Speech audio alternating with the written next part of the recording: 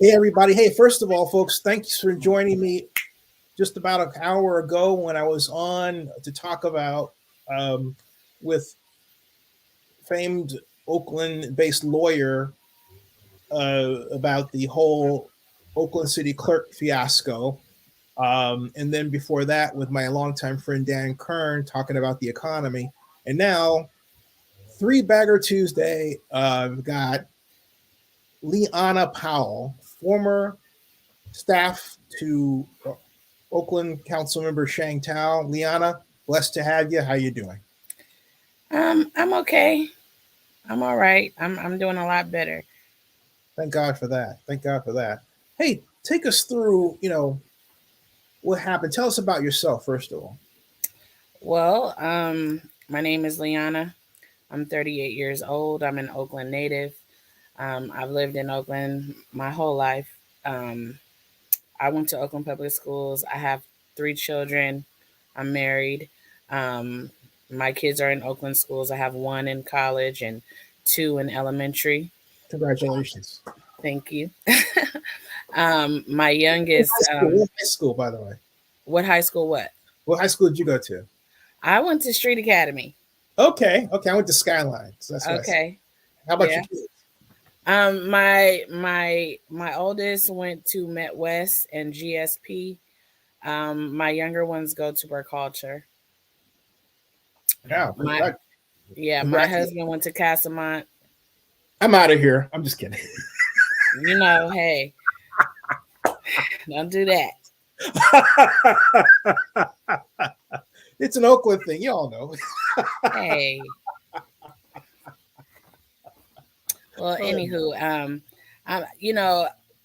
I never imagined myself to be a, a community advocate or a family advocate, but trials and tribulations in my life and just navigating uh, things that I was due as a mother, as a person in school and in the city.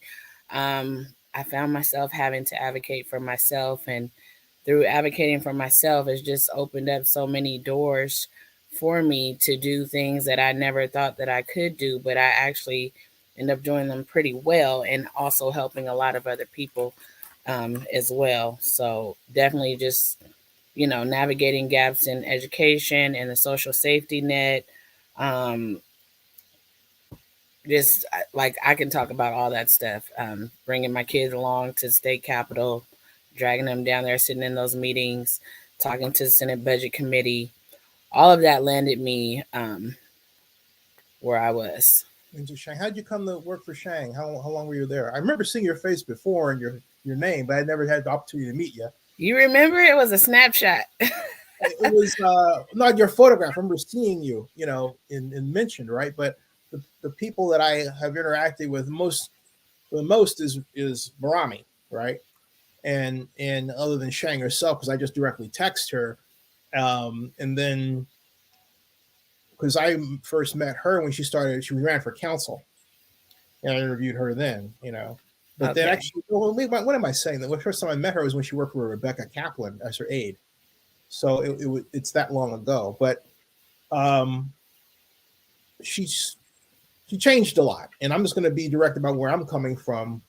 Uh, I feel like there was there have been ways that she treated me that I've documented this year that made me say, hey, I can't support you because you have to treat people right. And in my case, she said, hey, look, you know, I want to have a meeting with you to talk about enhanced infrastructure financing district legislation, but I don't want anybody to know that you and I are meeting.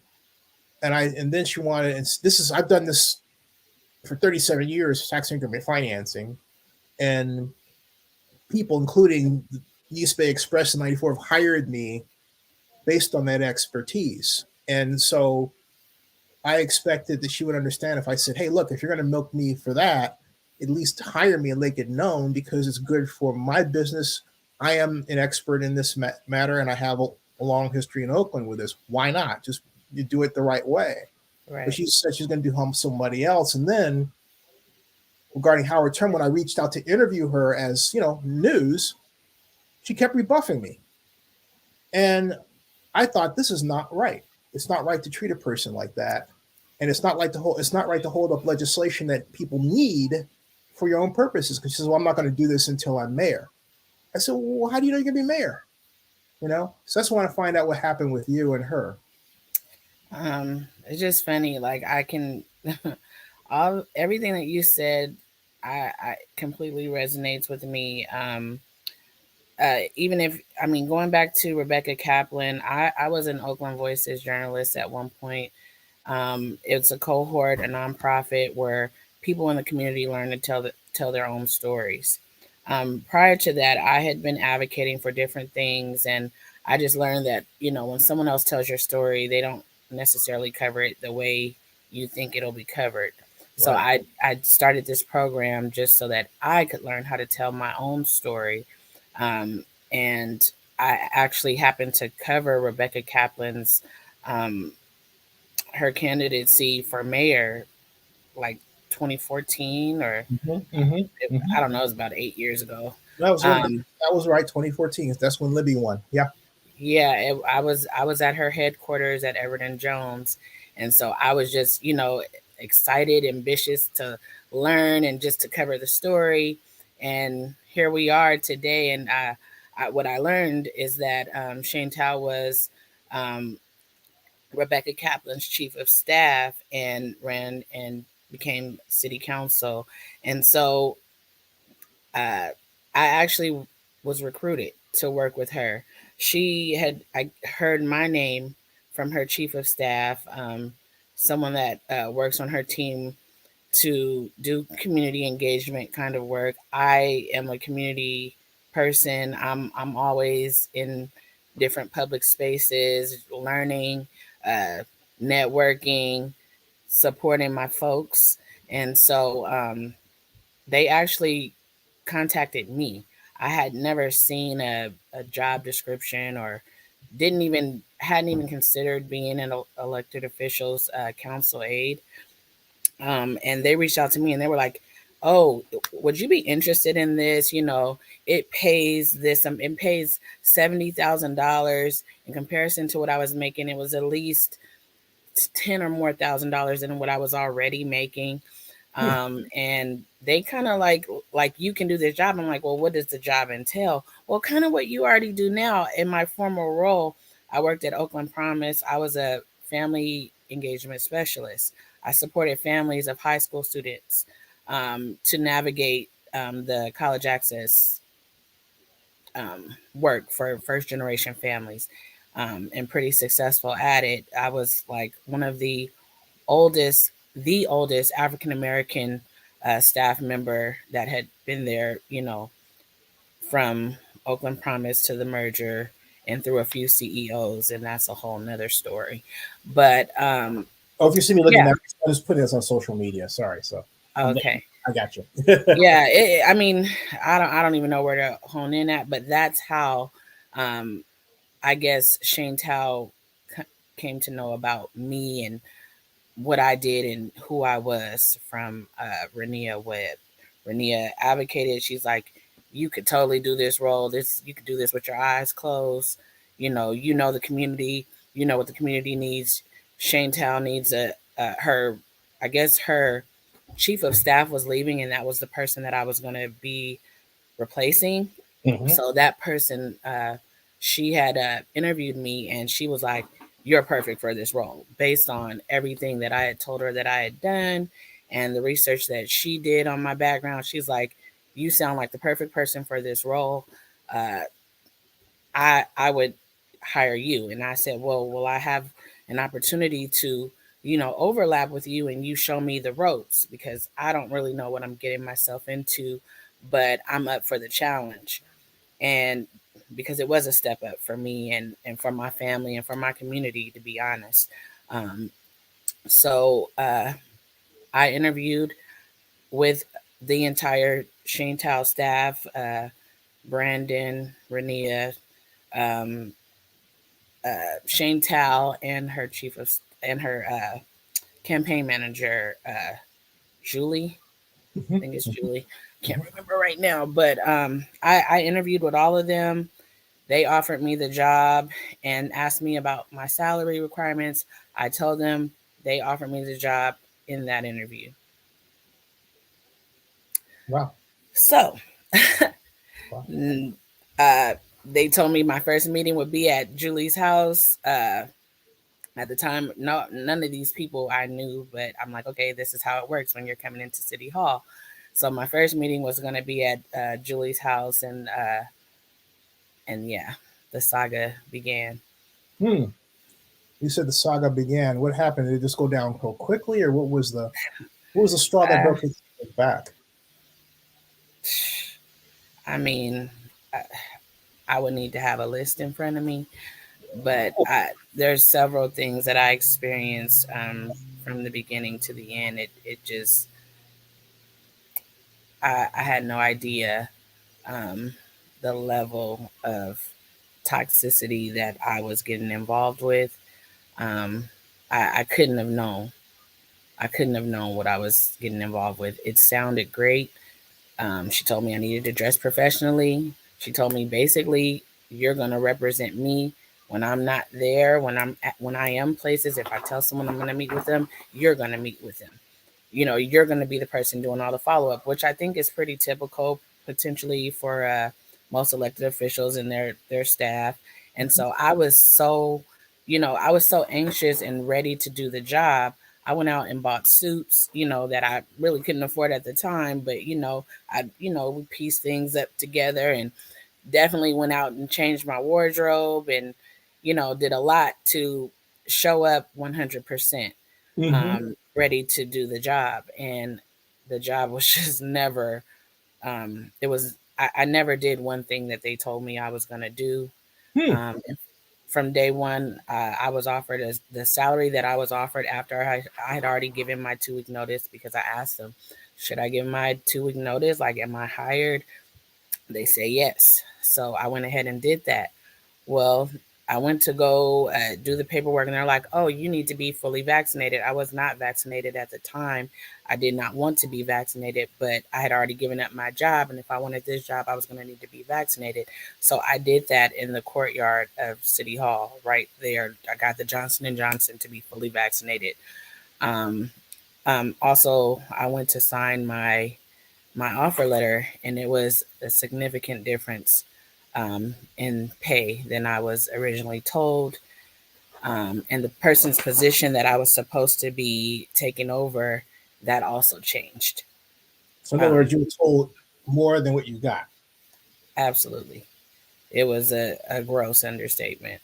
And even from the HR of that, of in the city council department, um, I feel like I was bullied from day one. Literally from day one, I said, "Oh, wait a minute, this is not the rate of pay that I was told that I would get." And she said, "Let me tell you something. Sheng Thao is going to be the next mayor, and when she becomes the next mayor, you're going to get $40,000 more than this. You'll get 100+ thousand dollars when you move over to the mayor's office. So you better sign it and shut up. And if you tell anybody I said that, I'll tell them you're lying." That was my first day. Jeez Louise. I mean, I felt like I was inducted into the mob. were they treating you like that? I mean, when when I first got hired, I had folks asking me in the office in Sheng Thao staff, how much did I make? Because something had happened where I guess she had gone over her budget or something to hire me, and people were not happy about that. As well as I wasn't the only new person. The person who chose to, put their word in and request that I am the person that's hired, since I would be supporting her role, she also changed, like did a 360.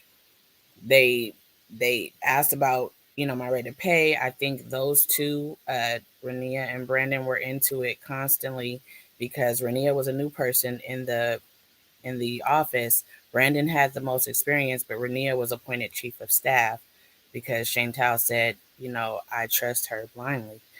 And so she said Brandon had a, a bad what do you call it, a track record of just like doing things maybe on Twitter or whatever that she had to clean up often. And so she went with That Sheng Thao. continues. That continues. Interesting. Go ahead. I'm sorry. Yeah, I didn't know Brandon prior to this, so I didn't follow anything that he had going on. And yeah, so anyway, that was a constant. I was in that. Brandon being upset about Rania being chief of staff and the chief of staff not really knowing what to do because she had only been there 6 or 7 months before I had gotten there, but she had gotten really close with Sheng, and so she was her right hand girl. Did they ask you to work on the campaign or something like that? What was the Uh, breakage? You know, what, well, yeah, I mean, it was pretty much they told me that on Wednesdays we work on the campaign. This is from day one. On Wednesdays is dedicated to campaign stuff, and so that's what everybody's doing. And she wanted everybody on her team to manage the folks who were actually also working on her campaign. She had them as leaders, but she wanted her staff to manage those managers. so let me get this straight. There was no what we would call firewall between her council staff and her campaign staff. They were the same. There were other people on the campaign staff. She had a different campaign manager, but from day one, I was told to download Signal. I was told to create a new email address and not to use the Microsoft Office that is provided. So I had to create another email address. And everybody was like this, they were training me. I wasn't allowed to talk to other council members. I was alone a lot. I was told to come into the office. I really felt like the face of the office. I was there every day. She gave me her parking pass to park in the front of the city hall because I would be the person who was showing up there every day, responsible for answering phones and answering emails. And so, I was pretty much like the actual person that was in the office. Rania would pop in maybe for an hour or two from time to time, but I was not being trained. Hmm.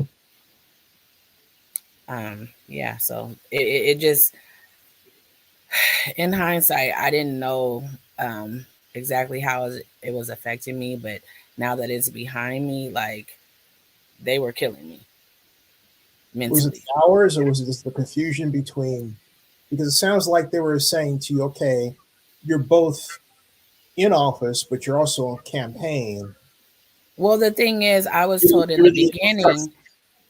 told in the beginning that if I worked on the campaign, there was an opportunity for me to earn extra money. So if I was interested in Mhm. working on the campaign, then that was a whole separate side and I would be paid for that. Our first Wednesday, because I didn't know how any of this worked. Our first Wednesday, she says, "Well, I don't have any money to pay anybody." So that was just completely opposite of what everything. It was like I was talking to two people, but it was one person. She was one person on this side of her face and another person on this side.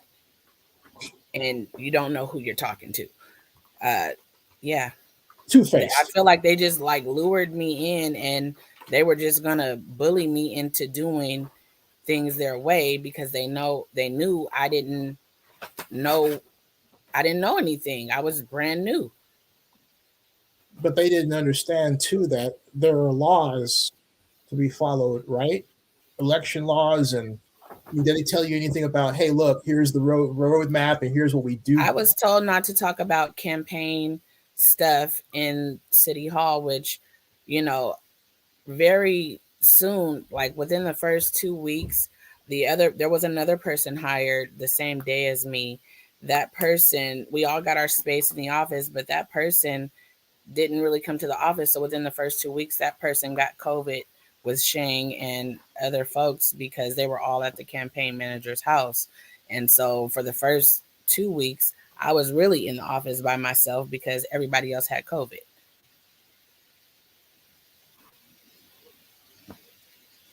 I And mean, I was like, well, I have kids. I can't go over there. You know what I mean? Like, I can't get my kids sick. right. And so, I didn't feel comfortable with going over there after I heard about that. And so, Rania, she advocated that if we were going to meet, we would meet like at a public restaurant or something like that. And so the meetings started being at public places. But even still, like, I didn't have a role. They didn't use Zoom or anything, considering the presence of COVID and covering and remote. They could have maybe There's a lot of things that probably she didn't want to be on the record. So we were made to use Signal. We were made to use Google Mail versus Microsoft Mail. We did not use Teams at all. I had to have two calendars. It was like I was starting two jobs. Was she Um, running a secret agent office or a campaign? was she doing what? Like secret agent, like she's using Signal, she's trying to hide all this stuff. Was she running a secret agent office? Was she paranoid about you all getting stuff out? Was she trying to cover up something? I mean, that's kind of interesting that she would go through that. Well, I think it was pretty clear. Like, she can't talk about campaign stuff, but she told me if I refused to work on her campaign, that I would never get to know her, because I thought the beginning of me working there, I would get to know more about her and some of her impacts in Oakland, so that I could then, be responding to constituents with, this is what Sheng Thao is doing, this is what Sheng Thao has done, and I never really got that meeting. She Hmm. pretty much said, you will not get a chance to work with me or any of that if you're not willing to if you're not working on the campaign, because that's what I'm going to be doing. And so my role was in the office. Her role was on her campaign side. And so I didn't really see her very much. I could probably count on my hands. I didn't talk to her because she didn't meet with me. And very soon after I started, my uncle had a stroke, who lives I'm in sorry. Reno. And I had, like, they were like, I didn't realize that I only had 7.5 hours that I worked, because it felt like work was nonstop every day, all day. And so I had asked her, like, I need to know when I'm going to be off. My uncle had a stroke. He's in the hospital. They've removed a part of his skull. I need to go down there. He doesn't have a wife or kids. He doesn't have anybody. I need to be able to know when I'll have time. Like, Right. when am I going to be off from here? And so we ended up making a schedule where we would rotate weekends off. I And I, see I where didn't realize this. LeAna, you're telling me, because I know state labor law says that you're entitled, for example, 30-minute lunch break. I mean, there are not only entitled times off and times on, they have to inform you of this. No one took you aside. No one at the office acted like they cared enough to let you know I what don't you. know who would have done that. They would have had to be there. Well, their chief of staff, for one. Chief of staff should know it like that. I mean, I worked for Elihu as economic advisor. Nicole was our chief of staff. She knew that sort of thing, and that was way back in 1990, 95 to 99. You know, Again, I mean, the only thing I think of is that she was new and she had a lot on her plate. Everybody was working like a double job. I was trying to learn the job that I was being paid to do.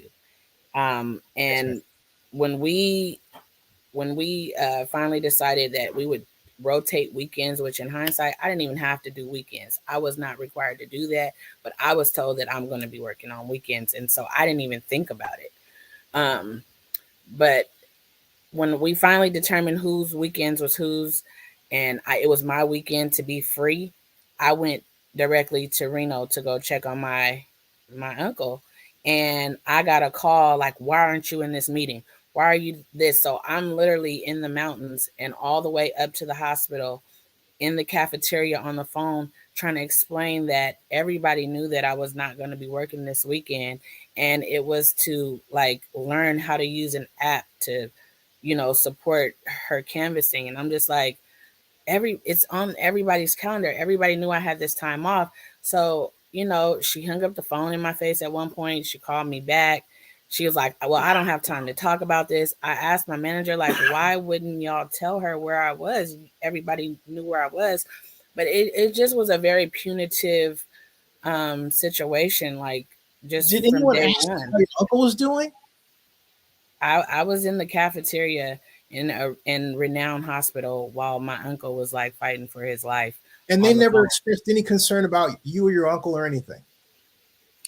She told me to. She said, "I'm sorry, this is not your fault," but ultimately, I ended up fired. She told when I came back, she's like, you knew what you were getting involved in. I'm like, actually, I did not. I didn't know what I was getting involved in. I have a kid that has autism. He's 6 years old. I have another kid that has needs as a first generation college student. You know, and trans. I had a lot of other responsibilities, and I didn't have capacity to work for her 24/7. She wanted, if my phone rang or buzzed, I was supposed to be on it. And sometimes that was 1 o'clock in the morning. Sometimes it was 5 o'clock in the morning. It was even on my anniversary. So, you know what I mean? Like it was literally nonstop. And, I have all of that information. Like, this is the facts. Um, I didn't have capacity. She said, do you want to work on this campaign or not? I said, well, first of all, I thought I would be volunteering what time I had, not required to do something that I didn't have capacity to do and then be getting in trouble for it left and right. And she said, well, you were getting involved in it, but if you're not going to work on the campaign, you won't see me. And I'm like, well, at that point, I was like, well, I'm fine with that. I will do my job in City Hall that I'm being paid for, and I will go home with a clear head at night. But, there were microaggressions every day because I was doing just my job, and that just I mean, I ended up going to the hospital. Just recently, I had to wear a heart monitor. I was required to wear a heart monitor for 30 days. They thought I had a heart attack um, because I had gone to the hospital 3 times for my heart in the month of June. And the last time that I went there, they had to do an EKG, and they said, your heart, your leads read as if you had a heart attack. And I'm like, I'm 38 years old, I'm not, I'm a little plump, but I'm not, I shouldn't be having a heart attack.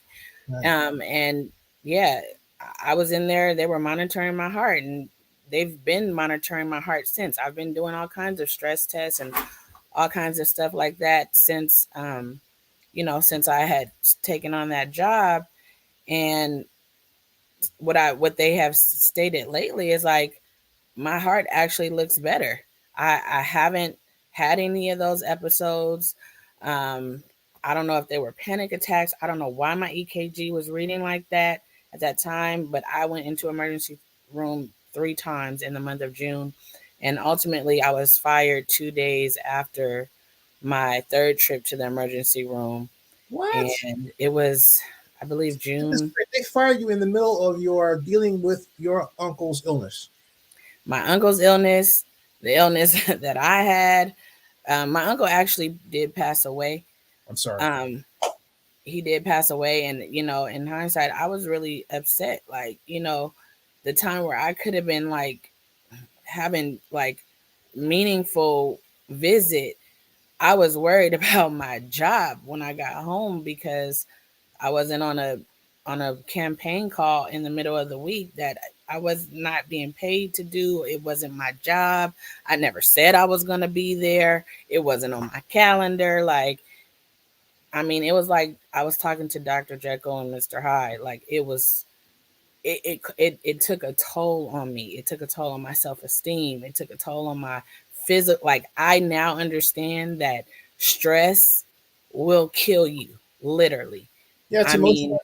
mean, That's emotional abuse. You realize that, right? I didn't realize it when I was in it. I realize it now. I was being bullied from day one. I was dealing with microaggressions from day one. I was dealing with folks who didn't feel like I deserved to be there. Um, it was like it's the most one of the most toxic experience I've ever had in an employment situation in my life. Um, That's who said it best. It's illegal to terminate a person under medical supervision. And you have a Well, you number. know what? She told me, like, the crazy thing is, like, she was so cool in the beginning when she was like, because you're a council aide, I have the authority to, like, let anybody go for any reason. But she's like, I would never do that. I would definitely talk to you. When I had told her about microaggressions that I was experiencing from other staff members and even the HR person that works in the city of Oakland, she told me, "Oh, you have to just treat them like an old lady. She's old and she messes with everybody. That means she cares about you." Like, she brushed off all of my concerns, and they're documented. This is a fact. And never said anything to me. I came into work like a regular day. I was the only person that was always completely suited for work. I was told I had to dress a certain way, and I did that. When I would come in a suit, I would have people tell me, "Well, you don't have to wear a suit today." And I'm like, I bought these suits. I'm gonna wear these suits. Yeah. I'm gonna show up 100%. That's I feel like that's kind of a cultural thing. We want to look good doing our job, and Well, that's what I was trying to do. yeah, it's the classic behavior of a political appointee representing an elected official. You're doing what you're supposed to. I did it. I know that. I know that drill. You did the right thing. And I'm Right. a black woman. Like, I want to show up the way the most professional. And, even like my hair length, it was a little shorter than it is right now. Everything. My makeup was a little bit more plain.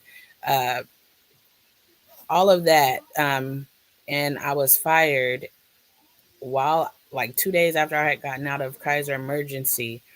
And it was June 16th or 17th. We were preparing to do some Juneteenth events, and she was going to be out of town. And so she wanted us, she basically said this out of her mouth. She's like, I need you guys to make it look like I'm here at a Juneteenth event. So there were What? places that I was supposed to go.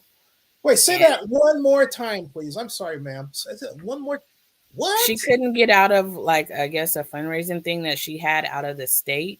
Like, she said she had to be there. And This is so Sheng our Thao. job was to, well, not even everybody's job, just me and the other African American staff person's job was to go to Juneteenth events, and with our Sheng Thao t-shirts on, and and be present and represent her office. Well, that time for me never came because I came into work like usual, doing my job. I was called into a side meeting with the very folks that were being passive aggressive with me, and I was told that from the chief of staff, she says she loves me, and so she regrets to inform me that I will no longer be working there. And I was like, my mouth hit the floor. I recorded it. Um, I'm like, why? She's like, it's just not working out. I said, well, what's not working out? Can you explain it to me? Because I had never had a performance evaluation. In fact, I was told I was doing a good job. I was doing an excellent job. And yeah, I was going to be let go because it wasn't working out. And to this day, I don't know what wasn't working out. I think I was the only person that was actually working on, things that I was supposed to be working on as far as city hall work. I know Brandon was in charge of doing policy stuff, and he did that. But Brandon had a lot on his plate, and he was new to doing the policy work. So, you know, uh, I don't know. I still don't even know how it couldn't have been working out for folks who weren't even working with me. Like, they were not there. I was there alone on many occasions, to the point where I had to get, a clerk to come show me certain things because I was literally in that council office Interruption. alone. LeAna, you're So, there? yes. Yeah, I just had internet interruption here. The Yeah, store going through, we had a power I hiccup. continued to say So that's what what my happened. truths were. Her Like, I had ended up being invited to a Juneteenth event for Lauren Taylor, and it was at the what is it called? It was called For the Culture, the location, and I was invited to that event, and I went to that event, and at that event, her chief of staff ran up and tried to verbally, assault my character. It's been crazy. She's been texting me on Signal, telling me what I better not do. And, it's been crazy. It looks like you're frozen again, but it's been definitely a roller coaster. And, I'm glad that I'm here. I'm glad that I didn't have a heart attack. I'm glad that I didn't have a stroke. Um, I'm glad that I am, my heart is better. I'm not glad about losing my job in the way that I did after leaving the place that I was at for 5 years, and being recruited to that role. But, maybe it was the push I needed to move on. And so here I am.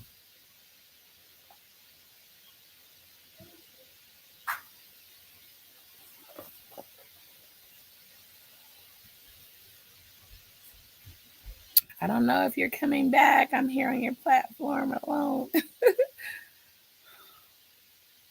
I'm definitely in a better place now than I had been in the past, few months. I was, dealing with a lot of depression and a lot of imposter syndrome. I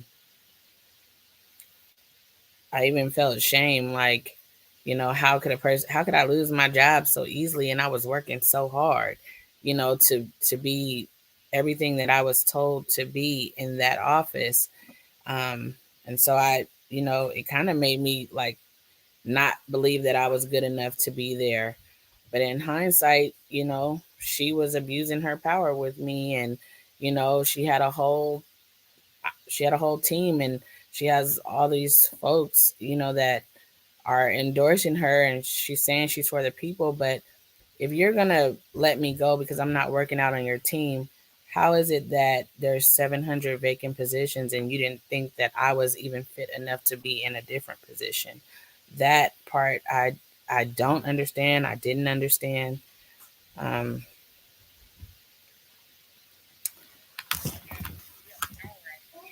yeah, I have you. Am I still on live? Okay, let me put you on speaker. You had a power outage. Yeah, it was a hiccup, but it's gone. It's just very weird. There's a storm outside here. Uh-oh. Yeah, here I am. Okay. We're back. Okay, cool. Yeah. So It's the LeAna show. yeah. Actually got more viewers because of that. So I don't even know how this works. I'm just going on.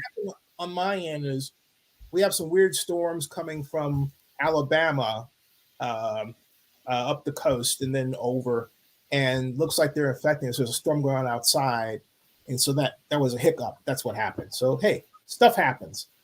You were saying regarding this horrifying story regarding you're being fired while you were basically in medical supervision, as Derek Seward had said here, and and the legal termination, and that Sheng basically said, "Well, pick it up from there." We were talking about. She actually has not spoken to me at all. She told me, like, if it weren't going to work out, she would always be able to, like, she's like, if it doesn't work out for any reason, I am connected to so many folks, I would be able to get you a job somewhere else. The thing is, like, she's not a woman of her word. Like, for one, she she told me she would protect me. She did the complete opposite. you know um she left me hanging. She actually never did speak to me. And I know that she told me that Susan or Rania didn't have the power to, like, let me go because I was telling her about the microaggressions that I had been experiencing. And she flat out told me, I trust Rania blindly. So, like, whatever Rania says is what it is. And so when Rania kind of, like, delivered, the message that she had to let me go, she loves me to death, but she has to let me go. I'm like, how? I don't understand. What did I do wrong? What was I not doing? Like, I don't even know, because just 2 days ago you told me I was doing great. I still, to this day, I can assume why maybe I was fired, but I haven't even, respectfully been given a conversation to find out. When I reached out to the local 21 because they were still sending me invites to their meetings, I joined the meeting call and I said, "Hey, I've been let go. I'm trying. I don't know even the avenue to go to get to somebody." I said, I'm a mother of 3. I have a kid that needs medical attention. I've been let go. I was silenced. I was kicked out of the Zoom, but not before seeing that. Rania said, "Well, I'm a mother of 4 and I'm a Black woman. And, you were fired because you weren't doing your job," in like a Zoom with like 200 folks. And I'm just like, are you serious? She did this to you in front of 200 people in a Zoom meeting. Yes. I screenshotted it. Ooh. I mean, it's unreal what my experience was, and I just really feel like nobody has supported me because they don't. It looks really messy, but the fact of the matter is she abused her power with me. I mean, I'm open to sharing my story, but like I just feel like with there being an election, people didn't have time. What other people said is you sure picked a hell of a time to, join city council. This is a hard time to join. And I get that, but to say that you care about folks and you care about minorities and African American women, how do you just fire a mother with 3 kids who left a job that she had been at for 5 years, had not been fired? I left that job to come to this one, and you fired me. You said because of my performance, yet I was the only person actually performing the city of Oakland work. I mean, that's the facts.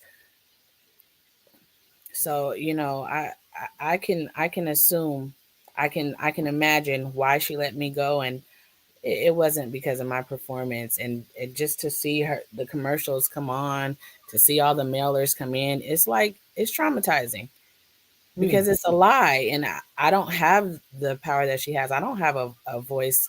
I don't have the platforms. I don't have the millions of dollars. I don't have the capacity to go out of town and raise money to be able to tell my story.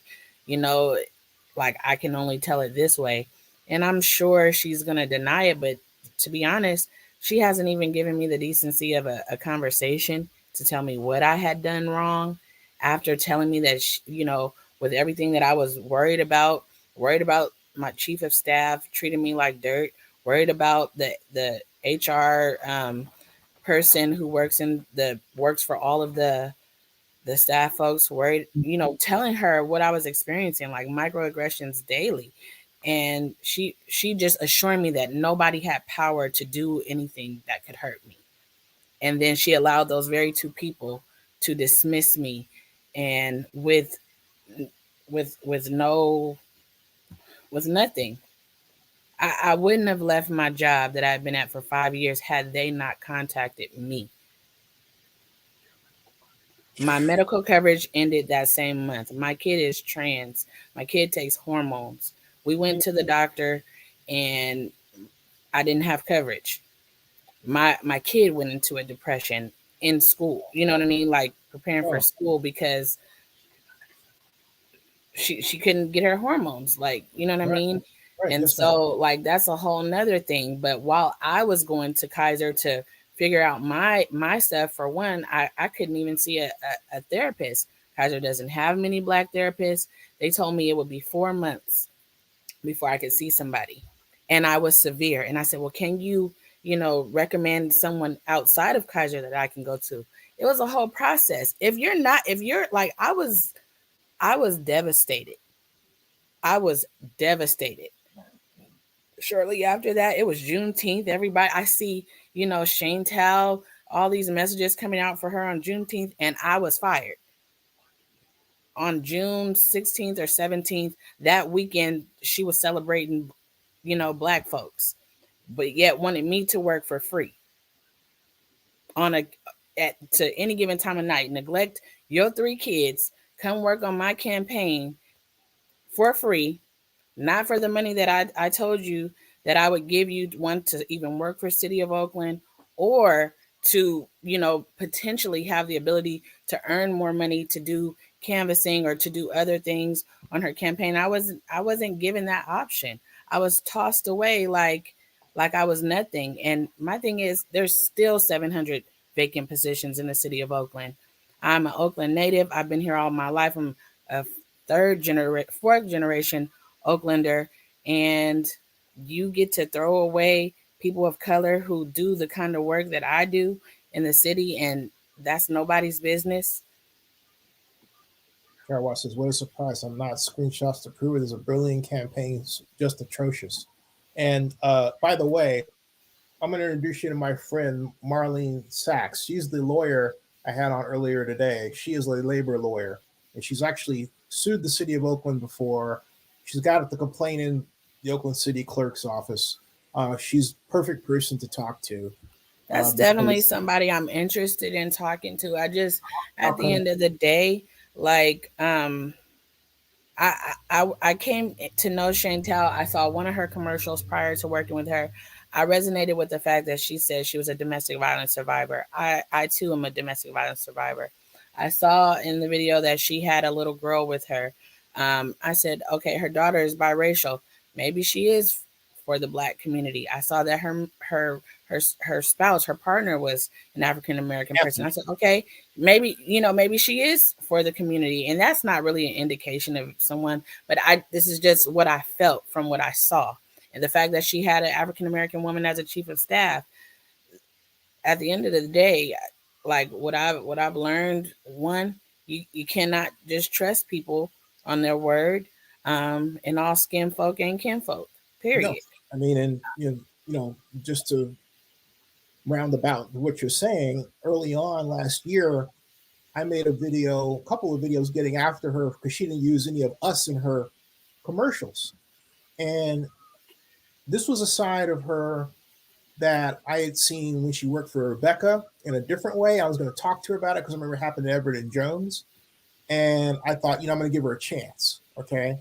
But what's going on with Sheng, from knowing her not over the period of years, is she's so ambitious that she sees us as roles, okay? Tokens. Right. And it's like, okay, I need you to play this role for me. So therefore, since I'm trying to get a white vote, I don't want you in my that's how she presents it by the way she That's thinks. exactly what it is. I mean, from the inside, that's exactly what it is. One of my main goals, because her constituents are the constituents that do know how to call city council. They do know how to complain about their streets and about, folks sleeping in tents or sleeping in front of their house. I was answering those calls and emails like nonstop. But I was like, wow, I didn't even know that constituents had that much power. And I'm like, what needs to happen, Sheng, if this is what you're about, you need to educate the community that's not doing it so that they know how to do it. That was one of the goals that I had as her staff person. And her response to me was like, that community doesn't vote. I'm, basically not going to waste my time there and, try to educate or advocate for folks to know how to do this. Let me be able to give the people who know what to do what they want so they will like me. You know what I mean? Let me give them their new playground. Let me give them their crosswalk. Let me give them get this garbage off their street, because those are the people who have money and who have power, and those are the people that the votes that she cares about. Honestly, I don't see how she felt so comfortable talking about Black folks like that to me. Maybe it's because of who she had already in her team, but I'm not the one. No, it's Elihu would never do that. Larry Reed, I don't know how Treva's handling her office, but Larry got me my job with Elihu way back in 1995. To make a long story short, they never handled anything like that. So it was very tacky. It was very, very tactless. It was unprofessional. It was downright degrading and disrespectful at times. I just honestly, I was like, let me just get through this year just doing my job, and I'm gonna figure out something else. But that, even to be able to finish my job, I was kicked out of there quick because I was not with the program, because I had a mind, because I wasn't gonna let her tear down other black people and think that I'm like, I live here. At the end of the day, we're gonna be in Oakland, whether you're mayor or not, or whether you ever become mayor. We're still Oaklanders, and we're still going to be here. I want to be able to show my face in my community, and at the end of the day, it's a mayoral race. I do care about it, but these are people's lives and their character, and I know what it can do to tear down someone's personal character. It's this is what you're doing, like literally this is what she's doing to me, saying it's my performance. I don't need a person with her power saying that I don't do my job well. Like, I don't need that. So, I couldn't be a part of it. Maybe she did me a favor.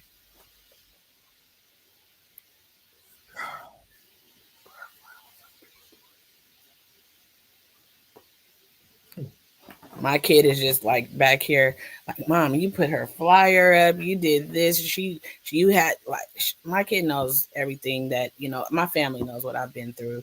And they've had to like pick me up and remind me who I am. And I'm doing this interview today. Like, it took me a while, like, to even consider speaking my truth, because I didn't know what the repercussions were. But at the end of the day, like, this, she doesn't deserve to be the mayor. She doesn't deserve to have the opportunity to do this to anybody else, um, especially people who are really for this community and of this community. Like, she doesn't deserve to be the mayor in this city, period. Um, I want to run something by you. I didn't get a chance to dig into this, but I got an email from someone that alleged that Sheng was afraid to come to an event in West Oakland because she thought she wasn't going to have security to go to West Oakland. And I was going to reach out and actually say, hey, look, is this true? But Sheng hasn't, neither Sheng nor Barami has answered anything that I requested since the February 2nd, when she and I had that meeting about enhanced infrastructure financing districts. And then she didn't want anybody to know that we met, even though she was asking me to, instruct her about it.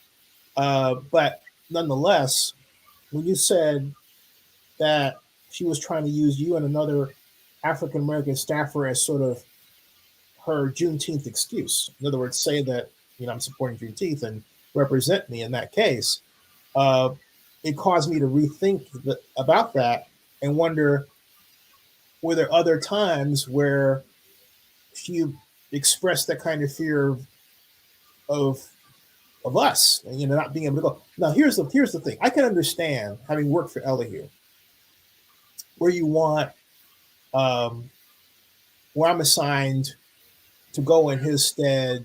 Well, for example, I was even in a position where I had to negotiate with the A's regarding electricity and on his behalf, that sort of stuff, right? But that's different. This is something where this is a racial event, frankly, but it sounds like she didn't want to go there, so she makes sure she has her black folks go for her. Am I wrong? here's the thing. I think she does do that, and I don't check all those boxes for her, because something that she said out of her mouth was, Rania is cool with the black folks and all the whiteys.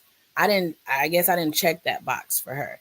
And so what I will say is, I don't think she's scared. I think that's what she wants. Maybe she wants to appear like she's scared. She's not. She was a very different person to me. In fact, like I said, she talks about how she's from the hood. She talks about how, she's no stranger to the hood. And so I don't think she's scared. I just think that she doesn't want to do it. She, what I heard from her is, those folks don't vote. So, like, she didn't have any time. Like you said, she's super ambitious. She was out trying to hustle what she needed to hustle to get the money that she needs, obviously, to do all these ads that I keep seeing on TV. Yeah, She wasn't getting the money from our community. I don't even think she got much money from people in Oakland at all.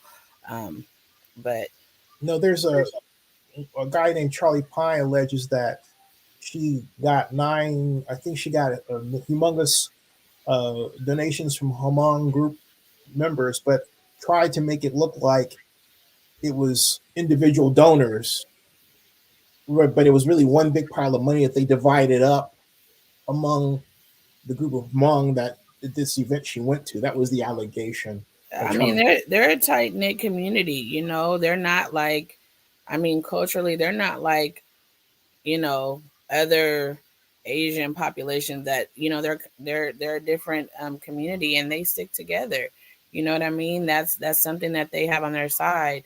And you know, I, I'll just say this: at this point, I wouldn't put anything past her from what I've seen, how I've heard her talk about folks, the things that I've seen her do, what my personal experience has been with her. Um, I'm not surprised by anything that you're saying, and I know I'm not the only person who has felt her wrath or felt the tension when she's in the room, because she's a beast in that sense. You know what I mean? So Wow. she's Let's say that the ball rolls a certain way and she becomes mayor. What kind of mayor will she be like to work for? well, I know that she very much has plans on becoming the mayor. That's all I heard is when I'm mayor, when I'm mayor. The whole time I was working there. She definitely has it out for some folks. She says, when I become mayor, these people who treated me like this, they're gonna get what's coming to them. I thought That's exactly what she said. And so as long as, you know, that's this what I is my thought. hometown, I don't want to be in a city where she is the mayor and has that kind of power. Like I said, she's not an Oakland native. She doesn't care about everybody that she's saying that she cares about. I am an example of that. What did I do to deserve what I experienced? Why do you think that I needed to work for free and I'm a mother of three? You're a mother of one. And I don't know how much time you get to spend with your kid because you're always all over the place, but I'm involved in my kids' life. I'm involved in their education. I'm involved in their mental health. I'm involved in my community. Like that, it's important to me.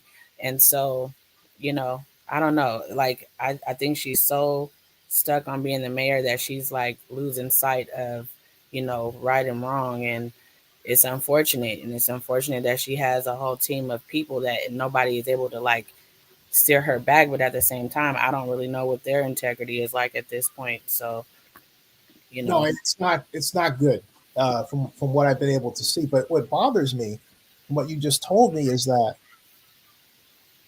it's in her head. oh yeah, This for is sure. scary. This is scary to me. That the first thing that she would think about is not helping the many businesses that are closed because of the pandemic, not helping people get back to normal because of the pandemic when she becomes mayor. But the first thing she thinks about is who she's going to get even with.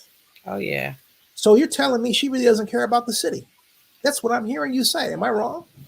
It's more about what. That's what I believe. She cares about what will keep her in a position of power. She cares about, you know, folks that she's made promises to, and what they have to gain from it. I can't say I don't feel like any decent human being would be okay with what happened to me, and it was personal. Like No, when you have a staff as an elected official, it's only about 4 or 5 people. That's your folks. I could have walked away from this and, you know, just chalked it up if I felt like I wasn't a good fit, if I had known of something that I did that wasn't right, or but like just to throw me away because I want work for free, and then hear you hollering about Juneteenth and you're supporting this community, like you wanted me to be a slave for you. And because I stood up for myself, you kicked me to the curb. And I had to work through that. Like I'm still working through that. I still have to worry about, if even me speaking right now, like what are the repercussions of that? You no, know, I've no. I've It's heard them talk about, what they want to do to people and what they could do to people. So when I say she's hood, this is how she talks this is how she talks. But you have a wide range of repercussions, for example, and I believe including the way you were terminated. In my case, for example, when I worked for Jerry Brown, I came to with 8 NFL votes to bring the Super Bowl to Oakland. But at a Joint Powers Authority meeting, I've discovered that the mayor had been working behind my back and talking with CEO groups about a sponsorship plan I came up with, okay? And so I wrote an email to my board, and I said in the email that I felt that Jerry was not comfortable with an African American man who spoke the Queen's English. Words and all right, that wound up in the Chronicle, and I said, and I remember going to give Jerry his Palm Pilot because Palm Pilot made special Palm Pilots for us, and I didn't know he saw the email. He goes, "Well, you got to trouble. I apologize for that email," and I said, "No." And he said, "What?" And this is right in the middle of City Hall steps. And I said, "I'll tell you why." Because I said, there's an old country saying, you go to the biggest dance of the year, in this case, the NFL presentation for the Super Bowl, you dance through Brunya, and that's me. And to make a long story short, he fired me after I came back. And the firing took away an $80,000 contribution the city was going to make to the sports commission. I created from scratch that the city attorney before John Russo, Jane Williams, told me it was going to take 2 years to get approved. I did it in 4 months, okay? Russo, who is our city attorney, our new one, our elected one, still my friend to this day, told me that I had a right to sue Jerry, and I did. I mean, that's state law, okay? I had a 3-year statute. I let a 3-year statute of limitations go by because at the time I was like, I didn't know what the repercussions were going to be. I didn't feel like I had an ally with the city. They bank on that kind of stuff, Yeah, she probably wants me to go disappear. I'm disappearing right back into the community. Don't disappear. Okay? I'm right here. I'm right here in the community still. I'm still showing up in spaces where I feel like I can add value and where I can learn. I'm still showing up for my kids. I'm still showing up for my community. Like, that is who I am. If you look up anything from me, you will see that I've always advocated for folks that are less fortunate. That's my character. Hey, LeAna, clarify this for Jack, because he says, does LeAna think she was fired basically because she refused to work on the campaign? It was more than that. Right? I mean, that's what I believe. Like I said, I haven't been given enough respect to even have a conversation. It wasn't it was like, you're on a regular day, you're not a good fit. And I said, based on what? Like, you didn't even work with me to know if I was a good fit. If you check your emails or your constituents, I showed up to your neighborhood meetings. I responded to your constituents' emails. I followed up with constituent phone calls. I did the work that I had to do. But here's the thing. I can only guess I know what reasons are, but the facts are, the facts are the facts. So I still haven't been given the respect enough to even know why. Yeah, I know where they're going to go, okay, about this, all right? And he says the media needs to know about this. Well, I am the media, Pharaoh. But another red flag for me as to why she shouldn't be our next mayor. But here's the thing, okay? You're in a situation, you're dealing with illness, you're dealing with your uncle. Your uncle was suffering from a stroke. Passed away. Right, and passed away. My uncle passed away. My only uncle. And they fired you shortly after that. My reason why I'm focusing on that is because that's what I drill down to, because it takes away the he said, she said, or the she said in this instance, because that's what they're going to go to if it comes to that. They'll say, well, we asked her to do this and she didn't, and they'll make up these stories. But the one thing they can't make up is what you went through medically and what you went through that caused the trauma. Okay, they can't make that up. Just like, well, I mean, yeah, I have screenshots, I have voice recordings. I like it can be my word against her, but the things that I have in writing, the facts, the screenshots, the recordings, those are facts. there's going to be some things, obviously, that, you can say it's my word against hers or whatever, but I mean, do the math. Yeah. I'm a person who's going to still be in Oakland, who still, you know, still has my kids in Oakland public schools. You know, my oldest is in Alameda College, but that's just because that's where the program was that my kid is taking. But I still have to grind and struggle for my kids, education. So I'm going to continue to lean into my community. I feel like, I've had the advantage to learn more about, hit the history of Oakland and what Oakland is known for around the world, and other opportunities that I've had to like travel to DC and look in their museum and see Oakland. We're known for standing up for ourselves. We're known for standing up for other folks. Yep. I'm Yeah. it's in me. That's what I'm going to do. So today, I'm telling my truth. I'm telling my experience. I don't know what happened to anybody else. All I can talk about is what I know and what I've experienced. And based on that, I don't want to be in this city if she's going to be a mayor here. Yeah. I don't. Farrell is absolutely right. This needs to be more widely reported. Farrell, I understand where you're coming from, and absolutely. And Carol says, "Wow, just wow. Please, Leanne, we need you and your voice." And Keisha says, "Yes, you are the media." No, I get that. Farrell was doing the right thing. Carol White says, "Opportunist candidates need to go. The strategy is government power, overreach, and lying. Thank you for speaking your truth. Keep on speaking up." Yep. And then I agree with you, Carol, and I agree as well. It's I'm sorry you had to go through that. To be I mean, honest, I'm still dealing with it. I really see mad. these I'm sorry. commercials. It just makes me freaking mad.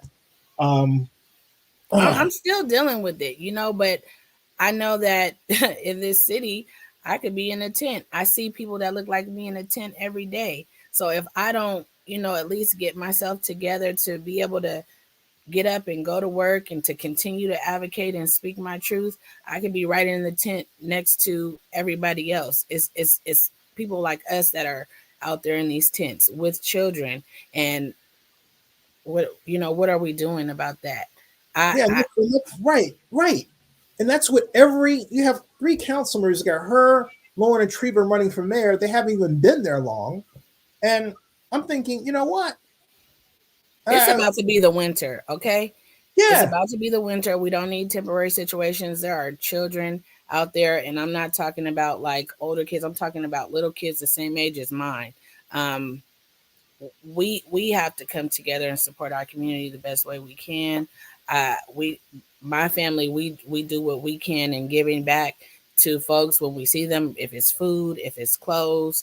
There's something that everybody can do no matter where you are. There's something that everybody can do, and we can't wait for somebody to come save us. We have to save ourselves. We definitely can't depend on a person like that. She could have easily put me on the street, you know, easily. She fired me when there's 700 vacant positions. You mean to tell me I'm not good enough for one? one thing folks can do now is, hey, please treat this out. That would help a great deal. Acacia says the crazy thing is there are more African Americans supporting Shang more than anything else, which were wowzers to me. They And probably don't know any better. Acacia, I would say the African American support is spread a lot wider than you would imagine. I don't think it's quite what you say. I don't mean to gaslight what you're saying. All of our observations are more than relevant, of course. I'm simply saying that I think it's a bit more concentrated than that. And I definitely, absolutely will do that. How are you doing job wise? You looking around? I am working. I mean, when this comes out, I don't know I'm new at an organization. I'm new there. I will hope that they know my passion and my integrity. I have to speak my truth. If I lose that job, then y'all will find out about that. Yeah. But you know, Cassie, I, please, folks, take care of her. Whoever her employer is, just embrace her. She's been through enough, and I really have. she I've deserves a been long summer. traumatized. Yeah. I really have. So, I'm just doing like any other mother, trying to work, trying to provide for their kids, trying to, support my kid through college, and any other mother. When you have kids, they don't ask to be here. You want to be able to provide for them the same way that anybody else does. My kid is in college. I want my kid to be able to finish. She's black. She's trans. That there's so many barriers that she's not even supposed to be there. We have humble. We come from humble beginnings. I don't have a lot of money. I didn't make a ton of money in the job that I was at for 5 years, but it was, one of the most financially stable jobs I had since I had the two little kids. They're 5 and 6, and I left that job and stepped out on faith and, fell flat on my face. And so this is me picking myself up. Luckily, I do have a job now. And we'll see what happens, from here. But I'm definitely always going to be in my community, supporting other folks, all communities of color for sure. This is who I am. So, Well, we have to have you back. Hey, stick around in the backstage.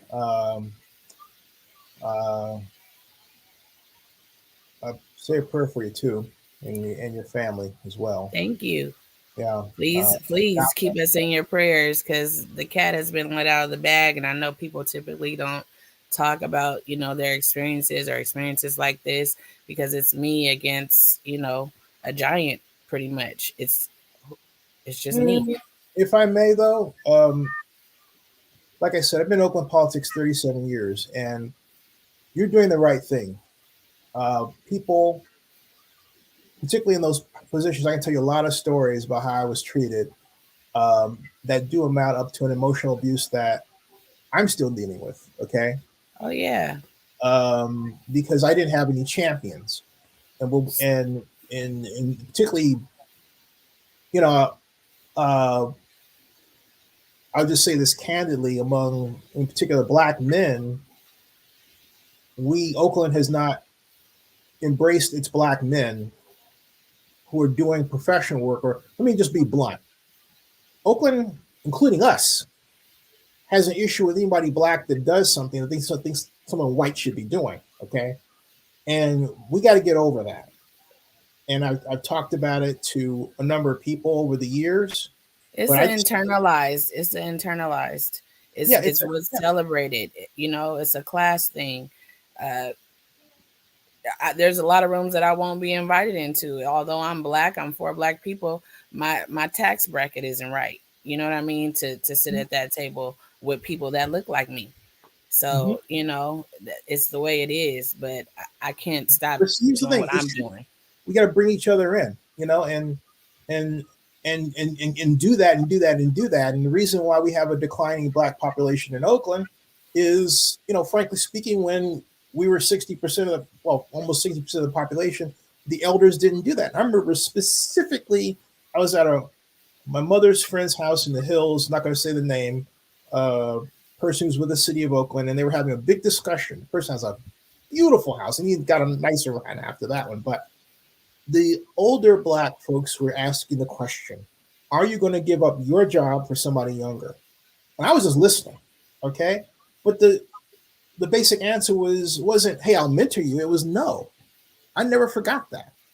Okay? That was 1986. All right? Yeah.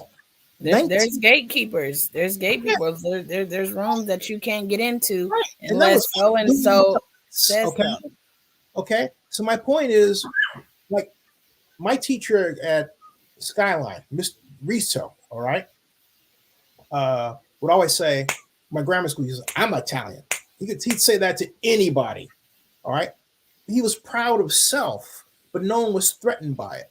We have to get to a point in American culture where we're proud of self and we're not, and no one's threatened by it, and we're not afraid to say it. You know what I'm saying? It's not like, you know what? I can't think of a time that I haven't been proud of speaking my truth and somebody wasn't threatened by it. Yeah. I've been called angry, I've been called aggressive. All I was ever doing was trying to get what I was due. That's Yep. it. Not more, not less. I was trying to get what I was due, trying to get what was fair. I was born to a teen mom through statutory rape. You know Mm. what I mean? Mm. I was not supposed to be here. The statistics say I wasn't supposed to be here. My kid was damn sure not supposed to be here. Was not supposed to be in college. But, every day is a struggle. I'm trying to be the backbone for my kid and my family to lean on.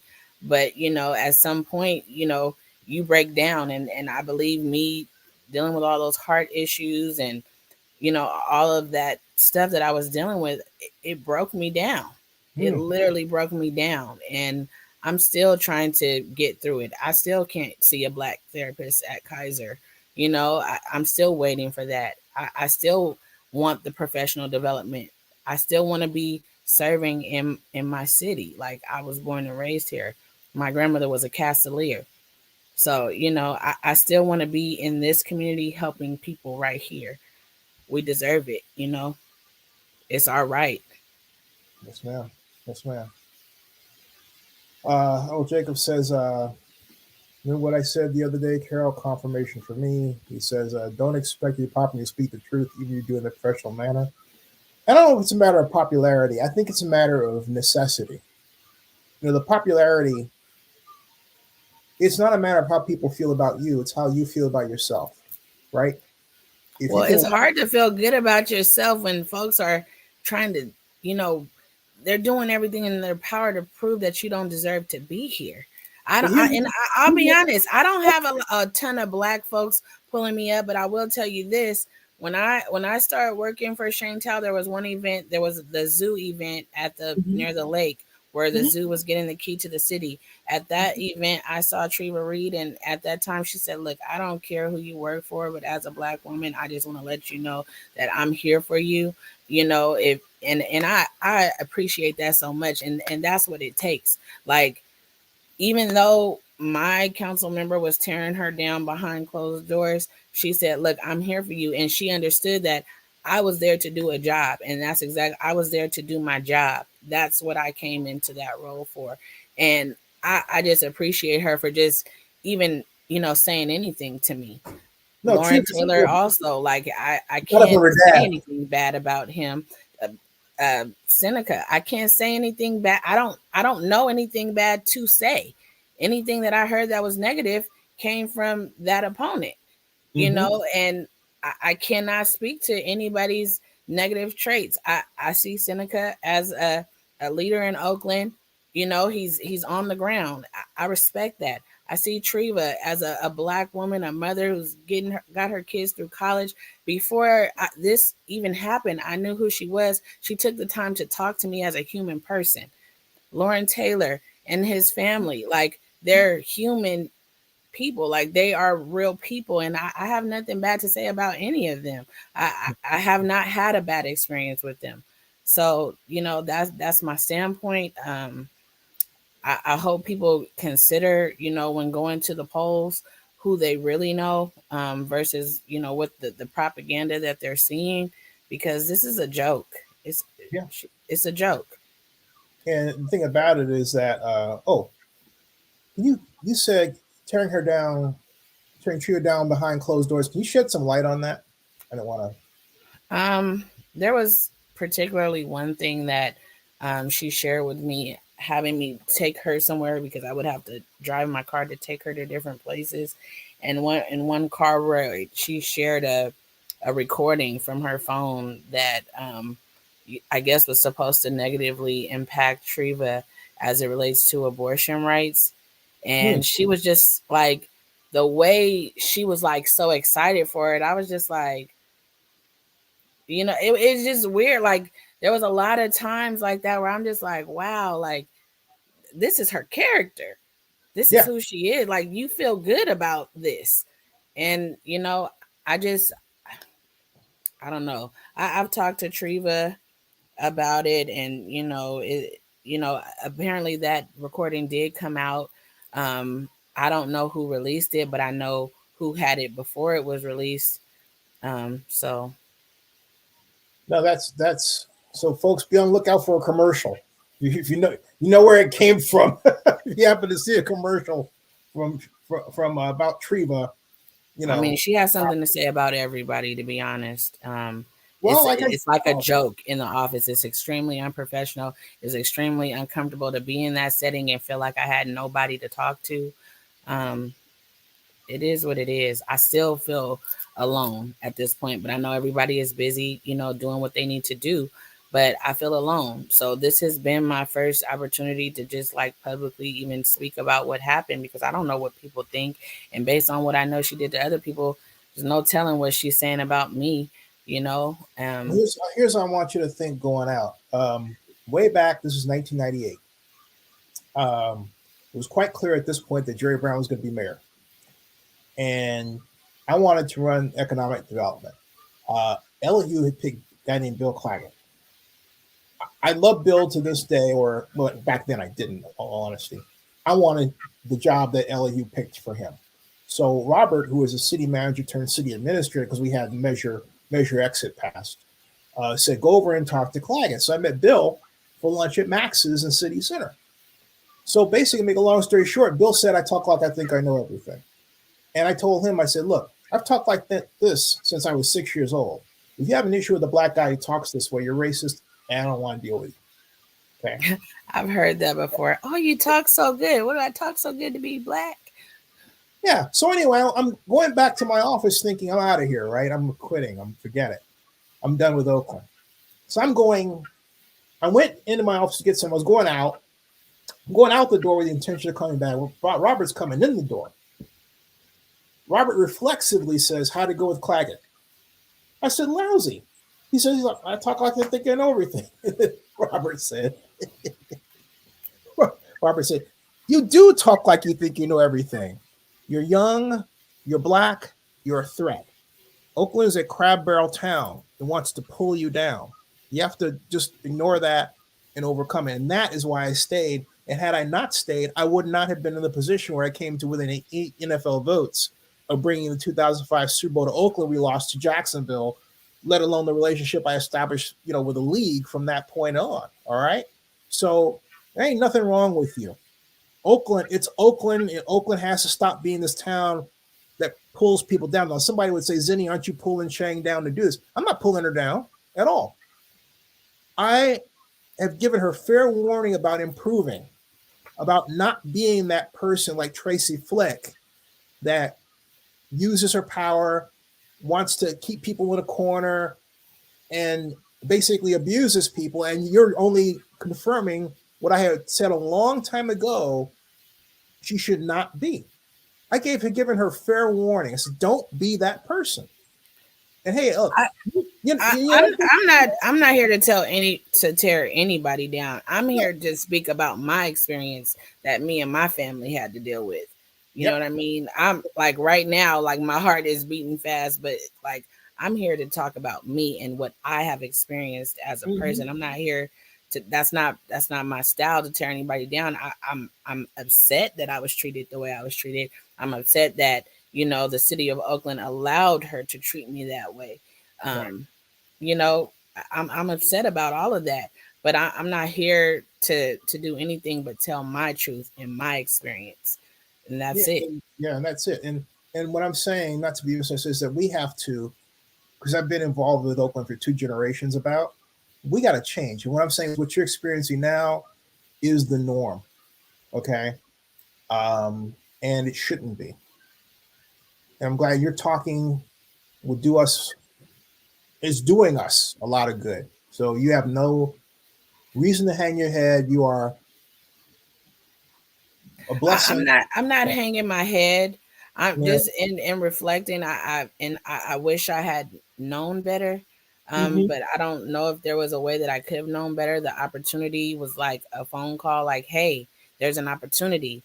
You know, I was trying to do what was best for my family and to grow. I wanted, it was my dream to work, in the city and be serving my community here. That, like, what else could I ask for?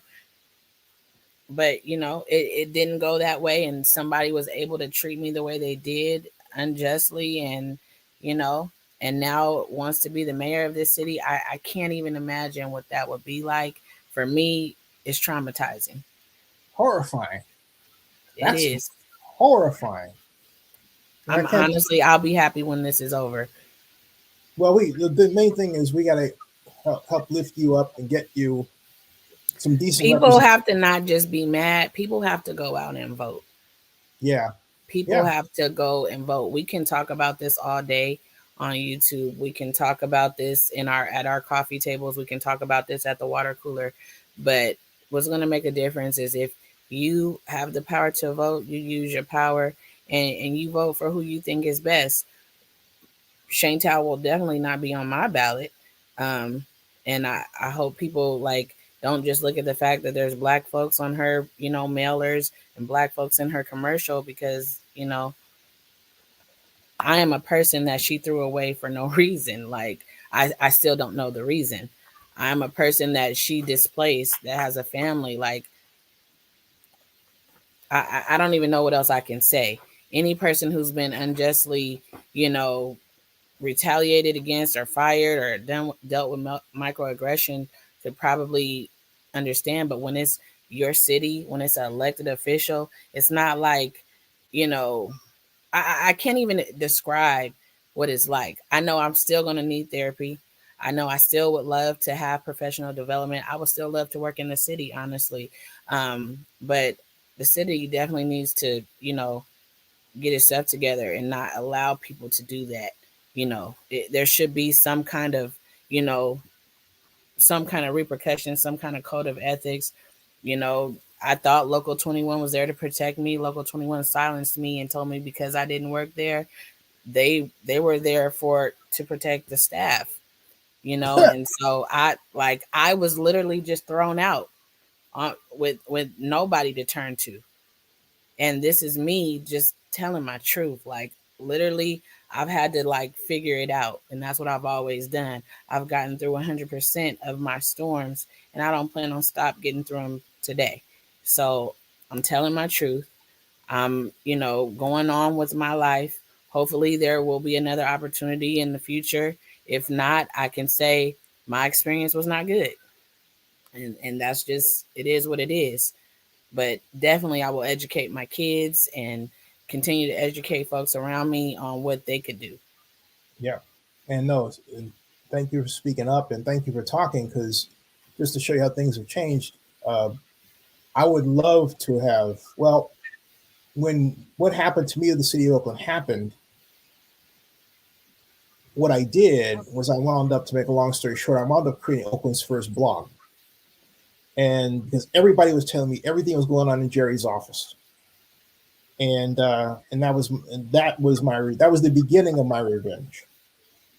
But I won't lie to you. What I built today came out of the trauma of what I experienced back then with the city of Oakland. Trauma has a weird way of manifesting for different people. For me, it's going to make me work harder. It's going to make me, fight for people harder. It's going to, like, I want my kids to see me fighting for myself and not, just taking whatever is dished out and standing up for myself. Like, it's not okay what I experienced. It's not okay how she did it. It's not okay that the folks that are around her allowed her to do it. It's just it's wrong on so many levels. Like I said, it's one of the most toxic experiences of my life, and I'm probably alive because I'm not there.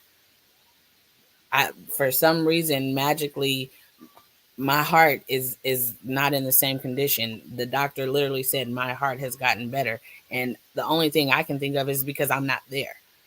Yeah, you're out of that. You're out So of that. You're out of the crab barrel. There you I go. hate that it shouldn't be like that. No, it shouldn't be at all. You I know, could have never it's mentally prepared for what I was gonna go through and all of it, but I know who I am. I know what my character is. People who know me, they know who I am. And I will say this, I don't take shit. I'm gonna speak up. I'm gonna say something about it. So know that I'm not gonna keep keep my trauma quiet. I'm going to speak up about it. That's how I learned to heal, to talk about what I've been through. And so, talking about it for me is healing. I was silenced.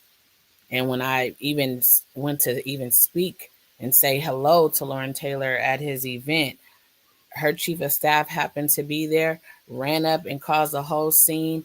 And What? at that point, yeah, Whoa, whoa, at whoa, that whoa! What point, the heck? What? she ran up to me and my husband Elizabeth? and Lauren Taylor and his wife, and like literally was like it was a commotion. Like she ran up over there. She was like hanging over their backs. Like, you said this and you said that. It was a lie. It was a stunt. And I've lost a really good friend over this because I like it's a good friend of mine. It's her mom. I love my friend and I know her integrity. I know, who she is, but like I cannot deal with that. I can't.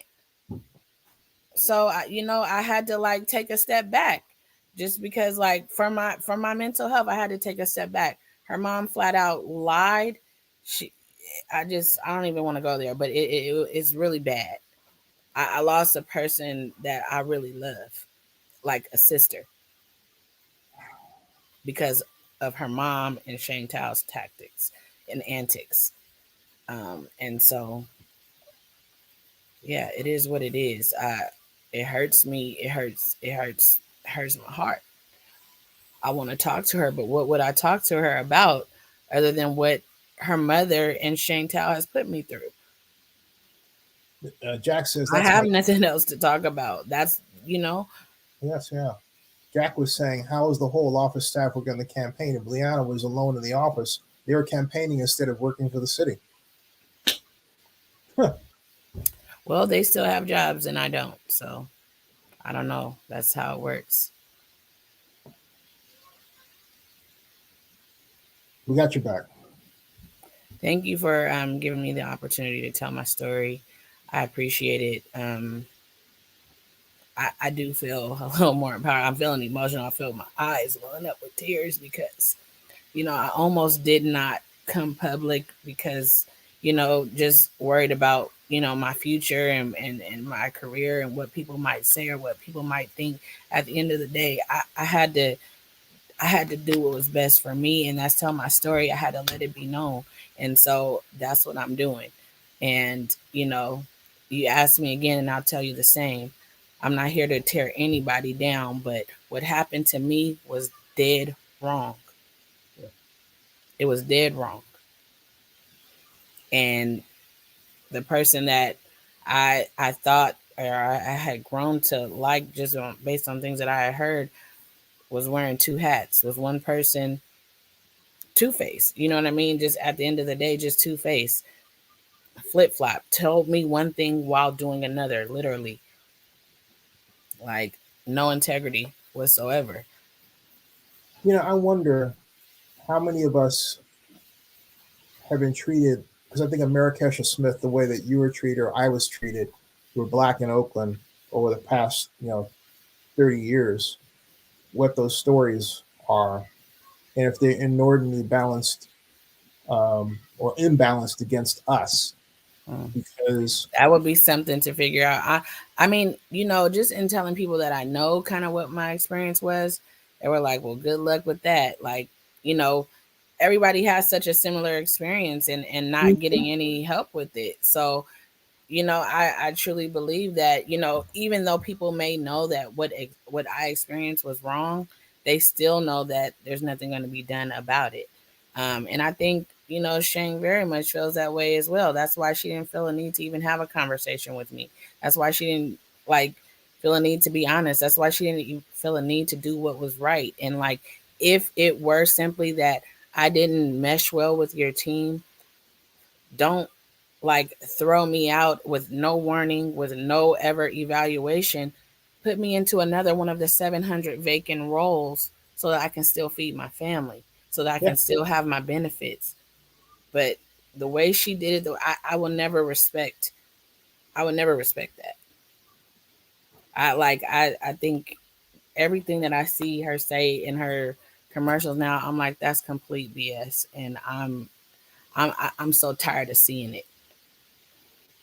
I do think we It need triggers me. you know, It literally triggers me.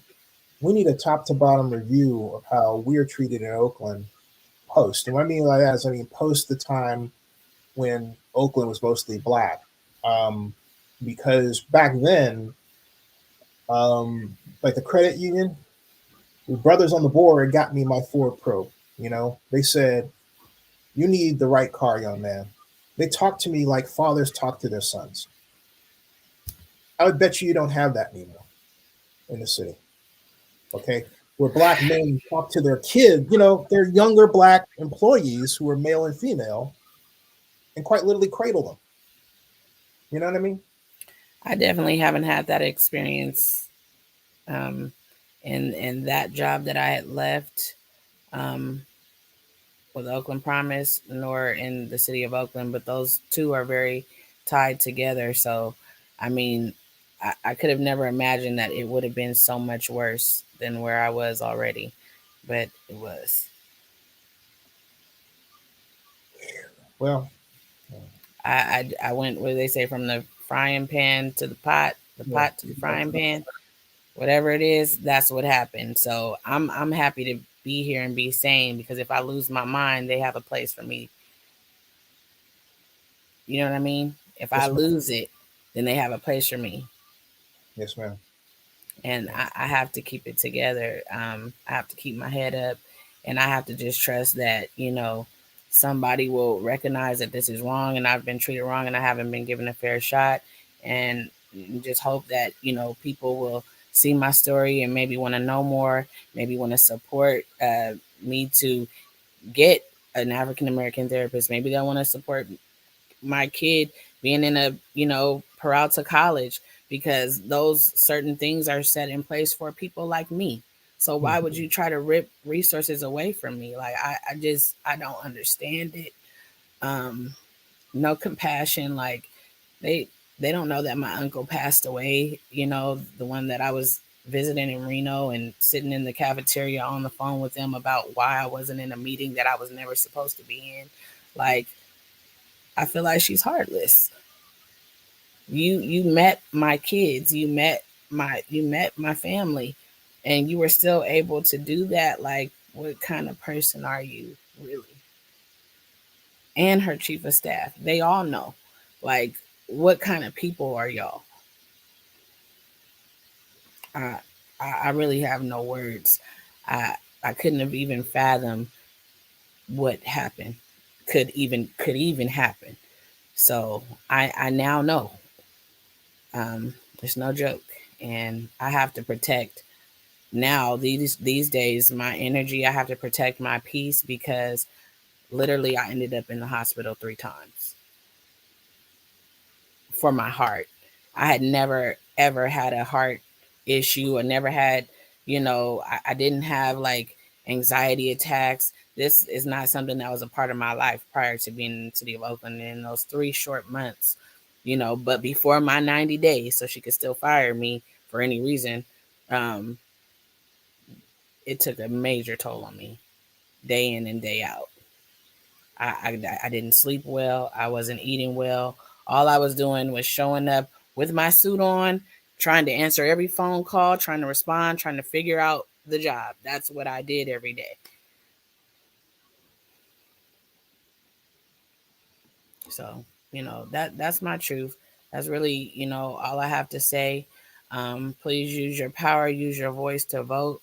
I never thought I had power. I never thought I had a voice until I had to deal with some injustices. I learned through going to Laney College, taking a class, to write a letter of injustice to people that you respect based on the Martin Luther King letter from Birmingham.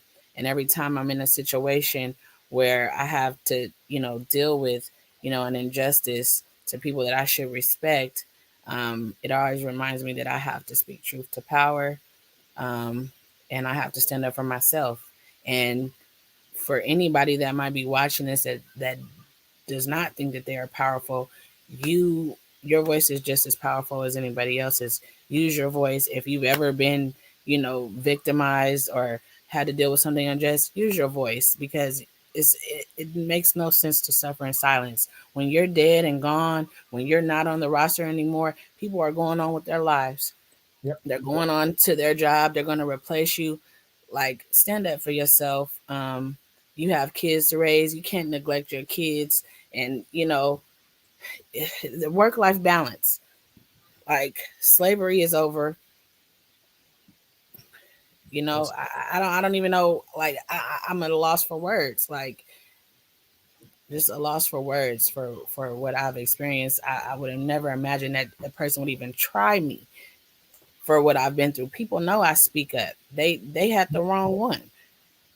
And so here I am. I was told that people have never, you know, they're not surprised that, you know, this kind of stuff happens, but people don't speak up about it. So I'm just, you know, if this is the only chance I get, speak up. Speak up Yeah, for that's yourself. Stop speak up. letting people get away with this kind of stuff. You did the right thing. So thank you for this opportunity to tell my story. I feel better because I don't know what people have been told about me, but this is my opportunity, you know, just to just say whatever I had to say, and I've done that. Well, it was my first meeting of you, and I'm blessed to have you on, and gonna have you back and check on you. Okay, Thank you so everybody. much. That's going to end this broadcast, folks. Subscribe to Zenny62 and bookmark oaklandnewsnow.com, and please share this around. Thank you all so much, and Leanne, stick around in the background, please. Okay.